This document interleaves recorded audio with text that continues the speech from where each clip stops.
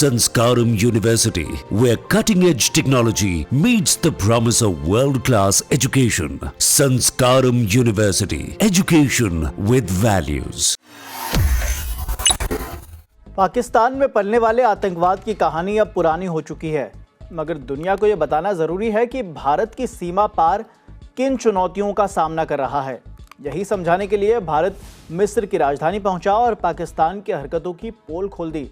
मिस्र ने भी आधिकारिक बयान देते हुए कहा कि मिस्र ने हमेशा भारतीय नीति की सराहना की है।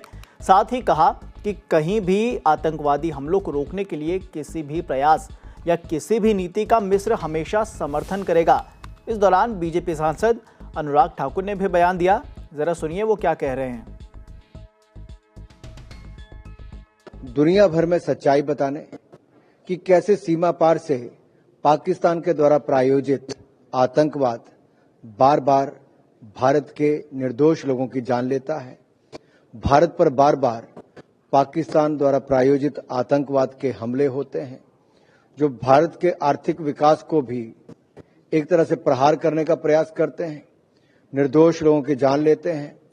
और जो हम लगातार शांति बनाने का काम करते हैं, भाईचारा बनाने का काम करते हैं, सद्भावना का काम करते हैं, उसको बार बार चोट पाकिस्तान द्वारा पहुंचाई जाती है।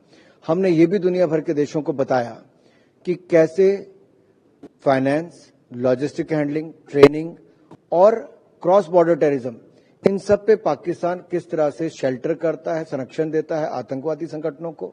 और पहलगाम हल्के में जो आतंकवादी संगठन था, द रेजिस्टेंस फ्रंट, वो भी पाकिस्तान की सरजमीन से चलता है।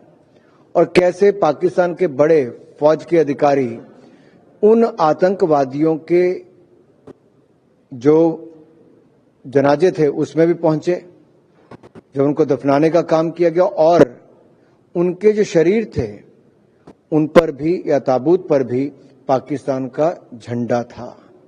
ये अपने आप में दिखाता है कि मिली भगत है, पाकिस्तान द्वारा प्रायोजित है।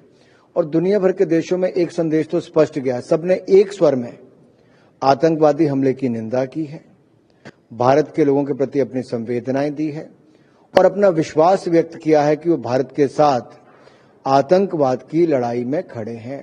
क्योंकि दुनिया भर के देश मानते हैं आतंकवाद अच्छा या बुरा नहीं, आतंकवाद आतंकवाद होता है जो निर्दोष लोगों की जान लेता है। और किसी देश द्वारा प्रायोजित अगर आतंकवाद हो तो लड़ाई कितनी मुश्किल होती है। इसलिए एक ग्लोबल कोएलिशन ऑन टेररिज्म जो है कि सबकी एक जैसी सोच हो, टेररिज्म की परिभाषा सुनिश्चित हो, और टेररिज्म के खिलाफ जब भी कोई कार्रवाई करें सब देशों को एकजुट होना चाहिए। ऐसा ना हो कि जैसे यूएनएससी की लिस्ट में 52 पाकिस्तान की सरजमीन से चलने वाली टेररिस्ट ऑर्गेनाइजेशन है, टेररिस्टों के नाम है, उसके बावजूद भी पाकिस्तान कोई कदम नहीं उठाता। जब ये सारी बातें सबके सामने आती हैं तो पाकिस्तान का घिनौना और असली चेहरा जो आतंकवाद को बढ़ावा देता है सबके सामने आता है। अच्छी बात यह है कि हम इजिप्ट के फॉरेन मिनिस्टर से मिले, लीग ऑफ अरब स्टेट्स उनके सेक्रेटरी जनरल से मिले, सांसदों से मिले, सेनेटर से मिले, थिंक टैंक से मिले, फॉर्मर डिप्लोमेट राजदूतों से मिले, सिविल सोसाइटी के लोगों से मिले, पत्रकारों से बातचीत हुई।